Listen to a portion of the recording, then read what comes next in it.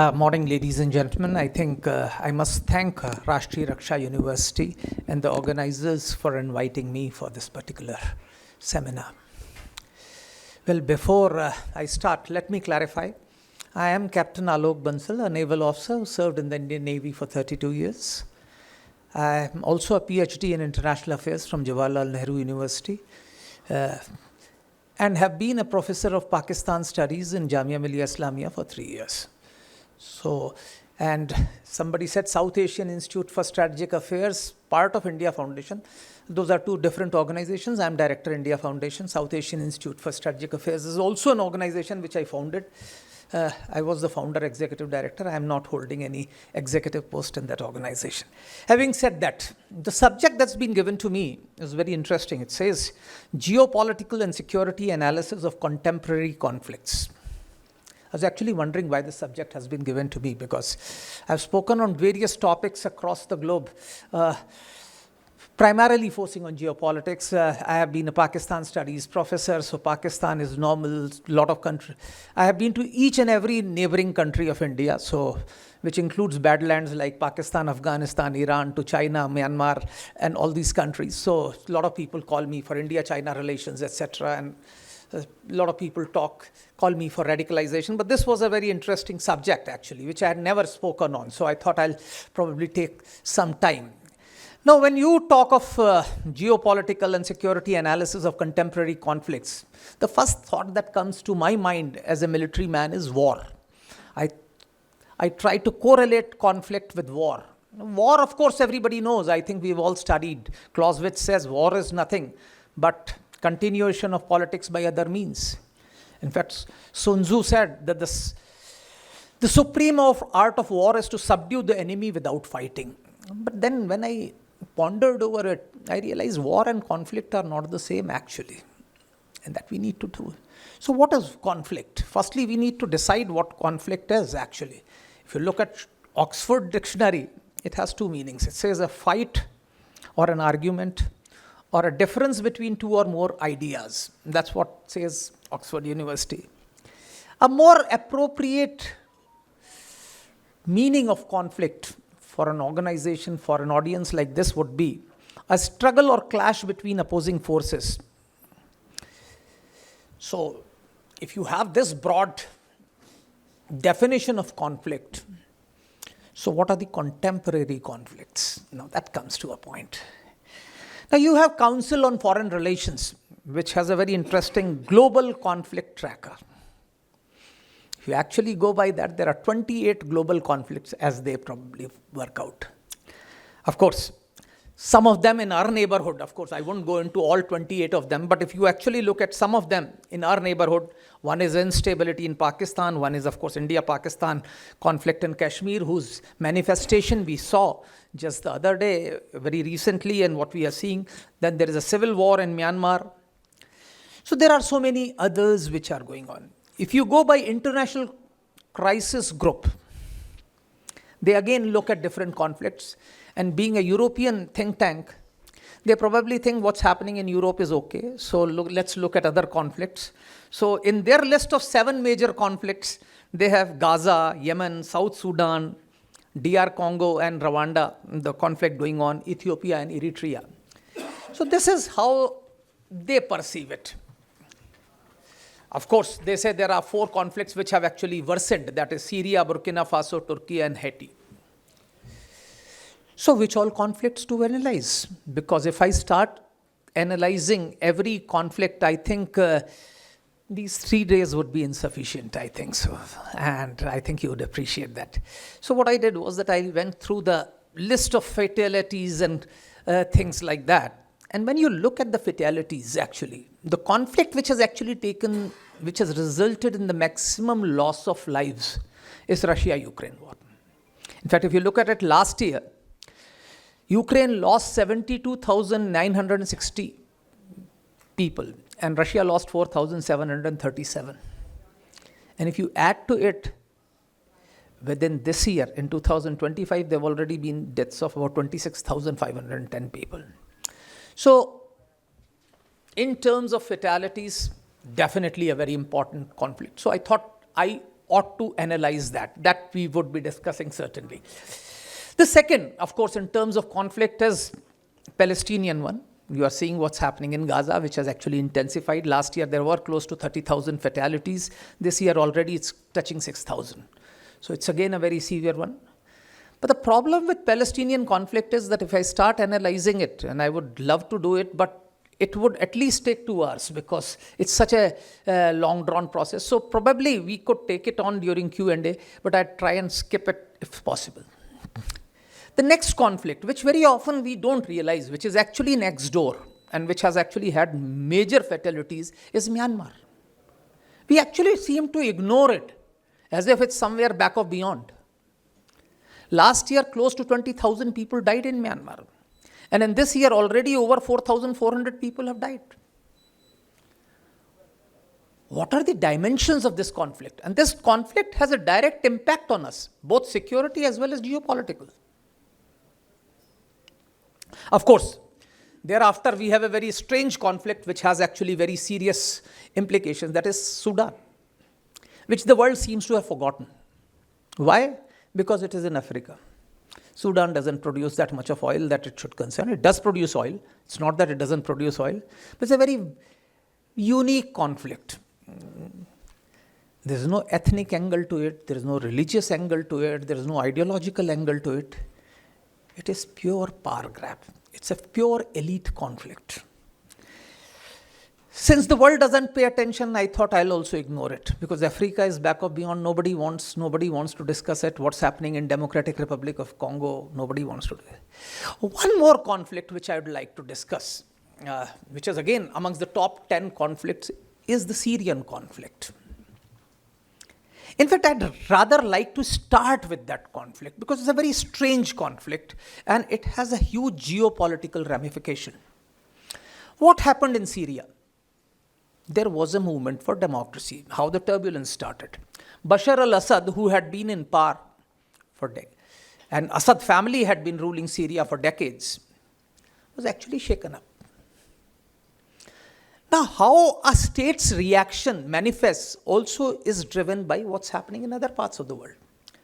Please understand the Arab Spring started in Tunisia, where it succeeded, moved to Egypt, moved to Libya, moved to Yemen, moved to Syria. And initial successes were there, like everywhere. Tunisia, you had a transformation. Egypt also, you had a transformative government. But by the time it came to Syria, Bashar al-Assad saw what was happening. The way Muammar Gaddafi was actually hunted down and killed, I think it told Bashar al-Assad that you have to dig in and fight. And he dug in. What is even more important with the Syrian conflict is that for the first time after 1991, the former superpower of the globe, Soviet Union, which had actually reduced itself to Russian Federation, decided to intervene in an area outside the former Soviet Union. Now, Putin intervened, and that actually prevented and sustained Bashar al-Assad in power. So this is a very important geopolitical factor. It established that Russia was not a spent force. It was still a force to reckon with. And the sustenance of Bashar al-Assad in power actually showed to the world that Russia has re-emerged. So the conflict continued. Who were supporting the democracy at that point of time? Countries like Qatar and Saudi Arabia. Well, their own democratic credentials were at best questionable, if not laughable. But now what happened? Now what happened in the Syrian conflict? There were different powers. When the conflict started, you saw emergence of Al-Qaeda initially. Al-Qaeda broke up. There was a front called Al-Nusra. And then you saw the advent of Islamic State, which started from Syria, captured a huge territory in Iraq, and created a new force. A huge geopolitical implications. In fact, Islamic State continues to dominate the discourse today also. And people may say Islamic State is over with Mosul's recapture, but the fact is Islamic State's influence is all pervasive. You have outfits aligned to Islamic State across the globe today. So Islamic State emerged. With Russian support, you had Shiite forces coming and supporting Bashar al-Assad. Incidentally, Alawites, Shias, were considered heretics by mainstream Shias till then. The Ithna Shariyas or the 12er Shias considered Alawites as heretics. But when they saw an opportunity, they got together. Like Zaydis or Houthis today, who are fighting in Yemen, were considered heretics by 12er Shias. They never considered them as proper because there were huge ideological differences. But the US and the Western world has allowed Shias to congregate and rally under the Iran's leadership. So there was a geopolitical ambition. The Hezbollah, the Iran, they all came in support of Syria. The same time, the Kurds, who have a centuries-old conflict, also saw an opportunity. They carved out a stage, which at that point of time, the US administration thought that they needed to support. Because Israelis rightly or wrongly believe that if there is any ethnic group which can actually support Israel in the long term, it is the Kurds. Because they are secular, somewhat left-leaning, and in perpetual conflict with Arabs because of the geopolitical and historical reasons. So Syrians, the Kurds created an enclave. But the Kurdish enclave created another problem. Turkey, which has a very, very restive Kurdish minority, saw that if Kurds got an enclave and could establish themselves, it will pose a threat to them.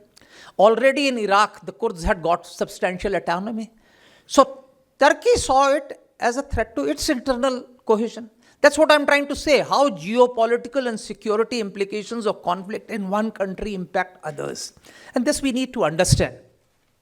So Turkey got worried. Now, at that point of time, the US was supporting the Kurds. Then, of course, there was a US presidential election, not this one, the previous one, and Donald Trump came for the first time. A transactional leader who believes that geopolitics is nothing but a bazaar where you could trade things, trade countries and people like commodities. So he decided there's no point in being in Syria, so he pulled them out. He pulled the US troops out.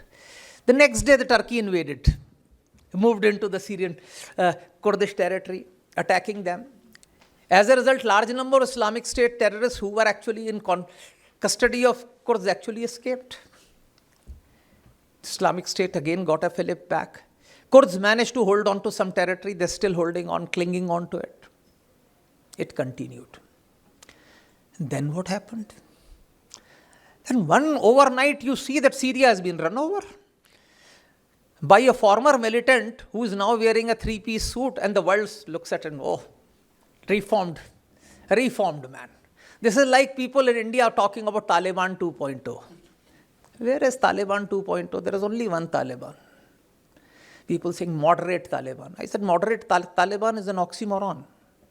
If you don't understand the ideology of Taliban, you will talk of moderate Taliban. So now you have a radical Islamist who has captured Damascus. But more important is, how did it happen? The fall of Damascus did not show the weakness of Bashar al-Assad. It also showed the limitations of Russian power, and it also showed the limitations of Iranian power. Why Russia could not prevent it? Because Russia was embroiled in Russia-Ukraine war, and it has taken a toll which very often is not visualized. Why Iran could not intervene? Hezbollah had been decimated by Israel, and Iran itself was facing a threat.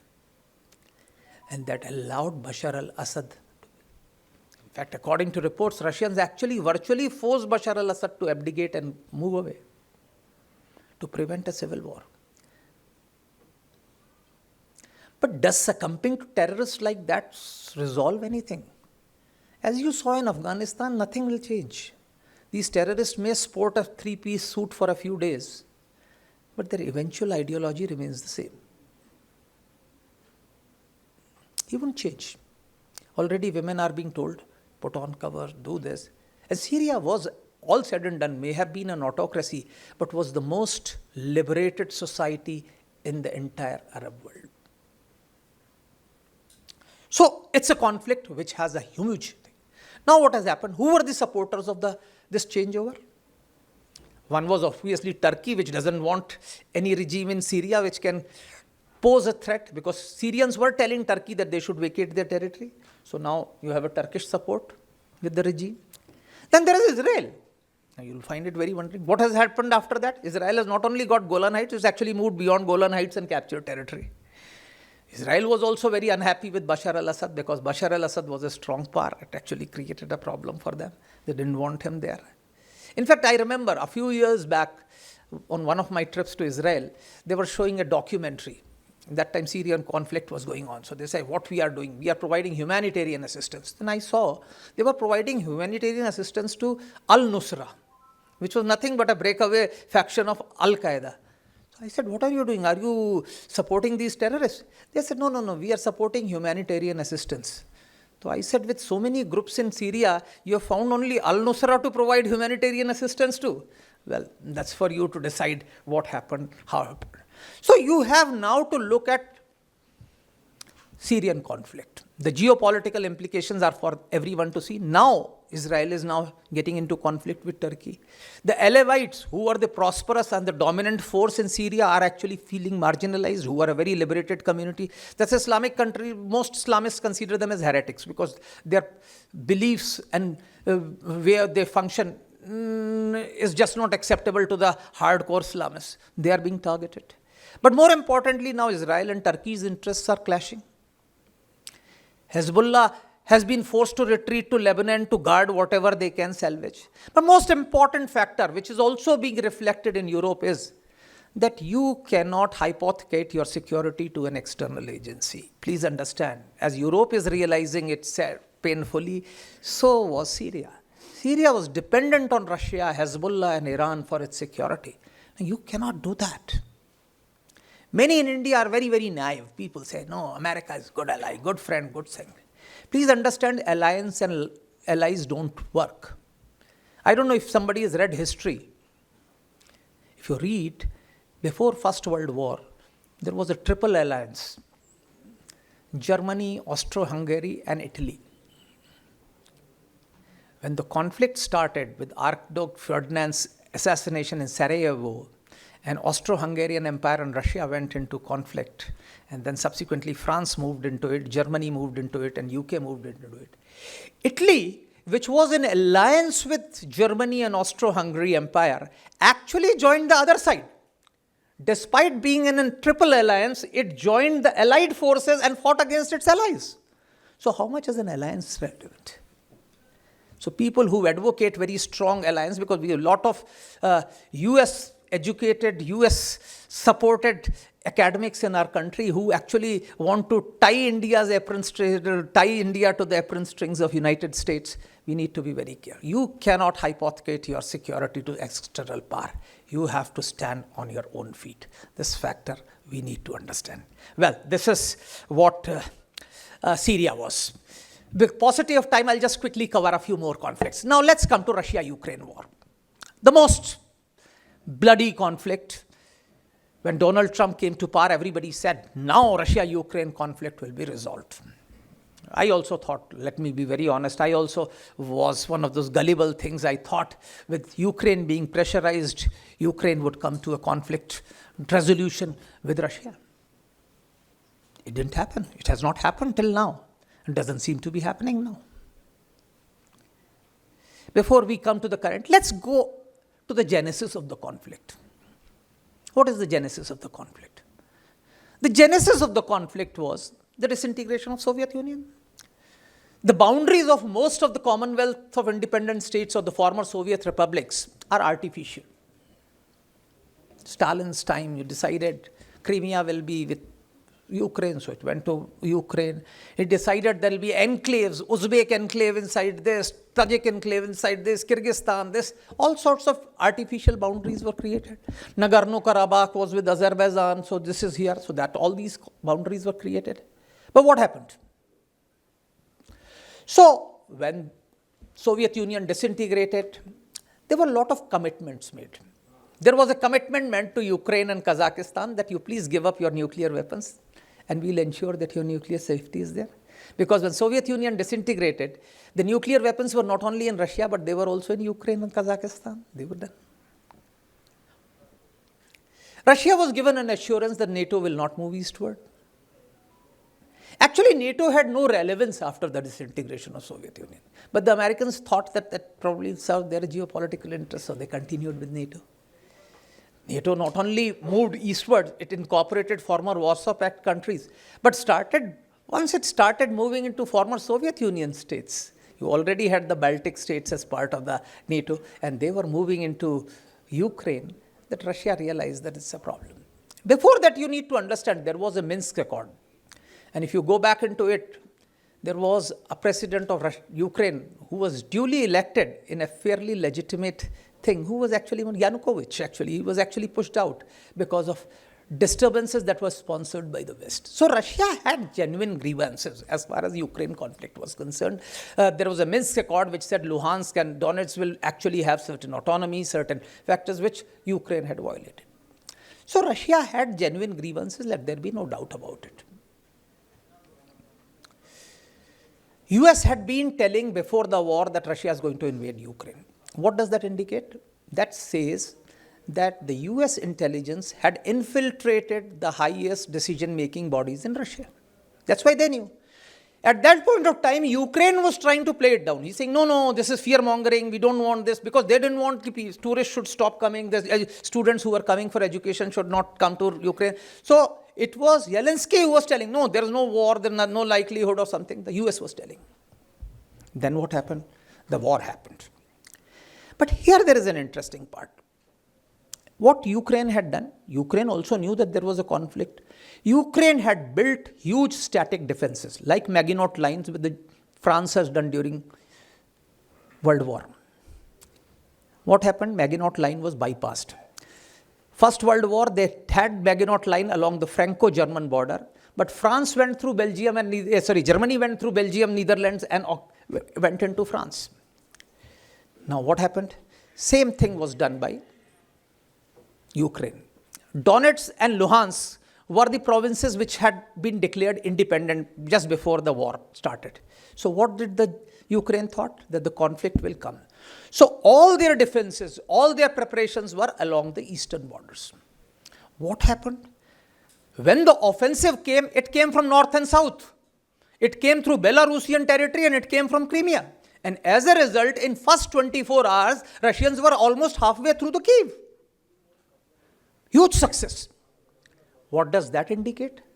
That indicates that while Americans had infiltrated the higher decision-making body of Russians, they had not infiltrated the highest military decision-making body of the Russians, because they didn't know which direction the war will come from. They knew policy decision that invasion is coming, but they didn't know that it will come from north and south. And as a result, in first 24 hours, there was a huge success. Now, what would have happened? If Zelensky would have left like our friend in Kabul, Ukraine was finito. He didn't. To grant it to him, people may criticize him, he's a comedian, he's this, he's that, but he rallied his people. See, please understand, Ukrainian nationalism was actually a created nationalism. Under Soviet Union, there was no Ukrainian. Most of them used to speak Russians. If you go historically, Ukrainian nationalism is at best half fiction, half reality, that sort of a thing.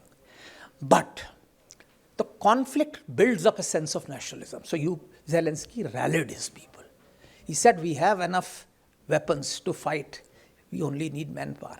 And whatever he may have done, right, wrong, whatever, he managed to rally. And then Russia realized that after having gone, the initial objective of Russia was to capture Kyiv immediately, install Yanukovych, declare him as the leader of Ukraine, and get into a conflict resolutions mode. It could not happen because, and then Russia got embroiled. They didn't want to actually initially antagonize the Ukrainian population because their aim was to win them over. But a protracted war was actually leading to that. And that's how it has happened. Now, what has been the impact when you look at geopolitical impact? From Russia's point of view, it had valid reasons. But by war, what has it lost? Has it gained? Has it lost? It has lost quite a lot. Countries like Sweden, which remained neutral in 2 world wars, joined NATO. Finland, again, a country which had a treaty obligation. Now, I'm not talking of Sweden, which was by choice neutral. Finland was by treaty bound to be neutral, has applied for NATO. This is again a violation of thing. As a result, now Russia is threatening nuclear weapons against Ukraine. Again, violation of another treaty obligation to Ukraine. But more significantly, the other countries in Commonwealth of Independent States now are worried of Russia, whether they should trust him. As a result, most of the CIS countries, with barring Belarus and one odd, are now equidistant from both Russia and Ukraine. Nobody has actually taken sides in this conflict. So has it helped Russia? Geopolitically, no. It has pushed even countries like Sweden, Finland, etc. In fact, it had pushed Europe more into the arms of America. And but for Trump, it would have actually solidified the Western alliance. Of course, Trump has helped Russia a lot by actually pushing Europe outside their embrace, so probably things will work out. So when Trump pressurized Ukraine, he thought Ukraine will fall in line. But Ukraine did not. Because Europe realized that if today Ukraine goes, tomorrow somebody else will go. And now Europe has realized that they need to rearm. So you are seeing what is happening. The European funds. Sir, please let me know when I have to wind up because I don't have a script or something. So I'll go. 5 minutes I'll just cover Myanmar also a little and then we just do that. Sorry. So what happened? Where was I? So what happened? Europe realized that they have to fight because they have to retort. And that's what is happening. Now, why has Russia not agreed for a ceasefire? Now, that point comes because Russia would be capturing. Because Russia realized what Ukraine did was during this war, at the stages when Ukraine realized that it will be very difficult to dislodge Russia from bulk of its territory, it went inside and captured some territory of Russia. Now, Russia knows that if you go to a negotiating table, it will not matter how much territory you are occupying some territory, some territory will have to be mortgaged and it will be disproportionate. It's something like you say, you captured thousands of kilometers in Sindh, they had some small territory in Fazilka, etc. After 71, you have to exchange, it was exchanged. So Russia wants to recapture its territory before it actually negotiates, so that negotiation is only one way. How much of Ukrainian territory it will go back? Which is not happening. And that's why it is. And that's why there's frustration in Trump and this. I'll quickly go because I'm taking too much of time. So, and there's no watch here. So anyway, so we'll just discuss Myanmar. That's a conflict which actually has enormous implications for us. If look east, act east has to fructify, we have to have a stable and a peaceful Myanmar. You had a conflict in Myanmar where military, see, all militaries think they have a solution for all problems of the state. And it's very easy to ride a tiger, but it's very difficult to get off a tiger, please understand. And that's what's happening in Myanmar. So military in Myanmar has captured power for too long, and they're unwilling to let go of it. And it has its implications. Now what has happened? There is an opposition, there is a national unity government which the NLD is leading. There were already ethnic armed organizations. Please understand, if you go back into the history of Myanmar, Myanmar's armed forces initially under the British were dominated by minorities. But when the Burmese actually gained independence, they actually quickly pushed. If you remember, the first commander-in-chief of Myanmar was actually from IMA. He was Karan. So he was actually shifted. So now what has happened? It's a Burma-dominated army because the ethnic armed organizations have been fighting. But some sort of peace had been brought out under NLD government. The military thought, no, not good enough. They are being marginalized. They have captured power. In the process, what has happened? You have pushed the civilian government out, which is protesting against the military takeover. And it has brought all ethnic armed organizations also. As a result, today more than 50% of the territory of Myanmar is not under the control of the government. Now what happens? There is a national unity government which is controlled by NLD, which is for name. It doesn't actually work out in any way. The ethnic armed organizations are all fighting on their own. And two of them are very important. Kachin Independence Organization has virtually captured more than half the territory of Kachin. And Arakan army has captured the entire Rakhine state except for Sitwe and one island there. That's all. The entire state. And not only have they captured the entire Rakhine state, they have captured territory in Chin state, neighboring India's Mizoram. They have also gone into the Bamar areas and have captured Irrawaddy province. So, it's a very big army. They are running their own administration. They are controlling the trade with Bangladesh. And it's a matter of time before Sitwe also falls. So what happens to India's Kaladan multimodal project, which actually goes through the entire territory of theirs? Now, is a fragmented Myanmar in our interest? One would say no, not at all. You don't want a fragmented, because that chaos would probably get into India. So that's another problem which could happen. So what do? Do we align ourselves with military, as our policymakers, some of them believe? Our armed forces also believe that we should continue to collaborate with Tatmadaw. But the fact is, 2025 is not 1999. That was the last time when NLD won a resounding victory at the elections and military decided not to hand over power to them and continued to rule. Initially, we supported the opposition, and then we realized military is going nowhere, and then we had to negotiate. And we had to do an army diplomacy. Because since the army was ruling, the army chief came and called on army chief, which could not be done in Delhi, so it was done in Shillong, where then ministers came with them, and actually we did a negotiated deal in Shillong. So that was done. But what do we do now? The difference between 1999 and 2025 is technology.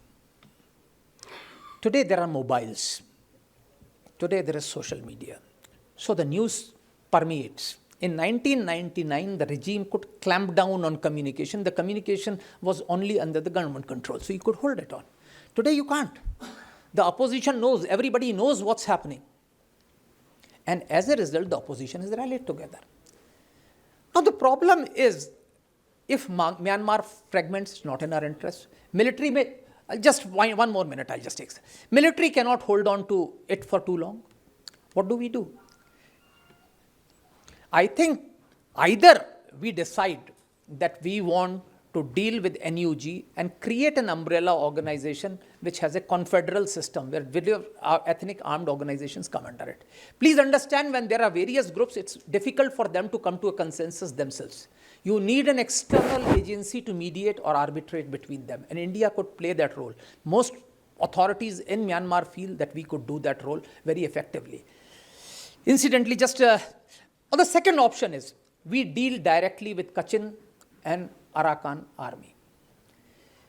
If we don't want to accord them a Somaliland type de facto independent status, we could provide them a Puntland sort of a semi-autonomous status, which exists already in Myanmar as far as vast state is concerned, which is independent for all practical purposes, considers itself under Myanmar. But that helps us, because Arakan is the area through which we get our access to the sea for northeastern states. Our Kaladan multimodal project is there. Kachin is a mineral-rich province which is sparsely populated. Our Stillwell Road passes through it. There are critical earth minerals. There are rare earths in that particular. It's a phenomenally rich area, and they are very keen to. Please understand, Burmans by nature hate Chinese. It is because Chinese domination. Society doesn't like it. Government has no other option but to rely on this. And right now, the Chinese have forced Burman forces to retake Lashio. They've actually forced one of the insurgent organizations, MNDAA, to vacate Lashio, which they had captured with great sacrifices. They've literally forced them to actually vacate it. And they have made so much. So at this point of time, the opposition is very, very anti-Chinese. Unfortunately, we have a conservative mindset when it comes to foreign policy establishment. We are not willing to take drastic radical actions. We are very, very conservative. We want to take that, and that's how it is. And finally, the drones usage. The drones usage in Myanmar is extensive. We are using extensively. But more importantly, in Russia-Ukraine war, where you have seen that one side is using Iranian drones and the other side is using Turkish drones. So that shows that the developed countries often have to depend on less developed technologies which have their expertise as far as certain specific fields are concerned, and how important drones are as far as these two warfares are. Thank you so much.